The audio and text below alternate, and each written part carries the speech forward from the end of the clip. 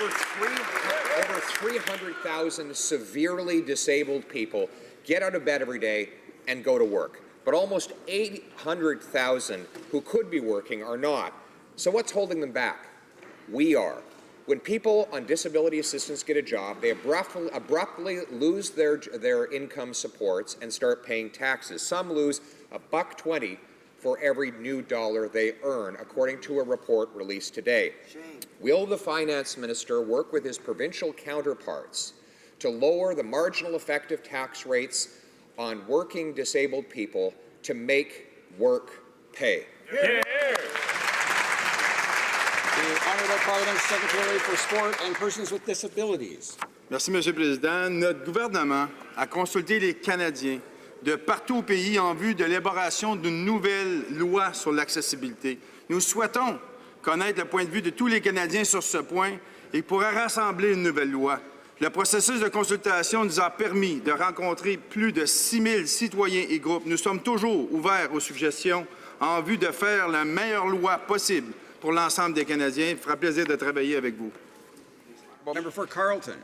At the Davos Billionaires Convention, at meetings in New York and closed-door Shangri-La meetings in Toronto, and in talks with officials and ministers ever since, the richest people on earth have been directing this government on how the tax-funded infrastructure bank should work. Their instructions? They get all the profits from risky mega projects, and taxpayers get all the losses.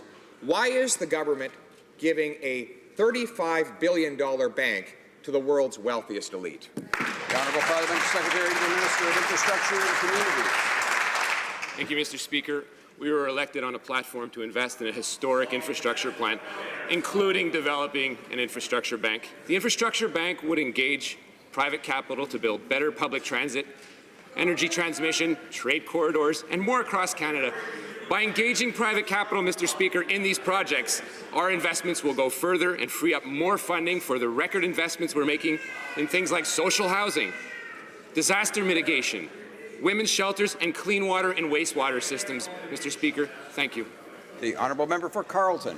Imagine infrastructure were ice cream, and a wealthy aristocrat wanted to make money selling ice cream cones. Now, if he made a profit from his sales, he could put it in his pocket.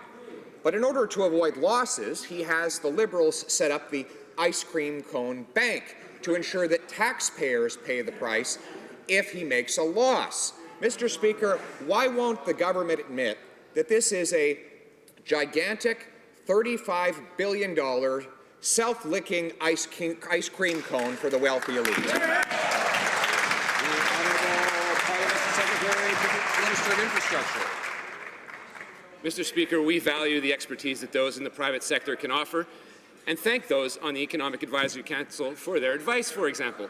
We've engaged a number of actors across the country, including the Federation of Canadian Municipalities, unions, provinces, territories, Indigenous peoples, engineers, construction firms, and more.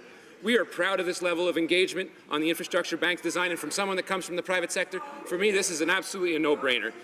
We look forward to continuing to speak with a wide range of actors. We will continue to do so. All this for the interest of Canadians. Thank you, Mr. Speaker.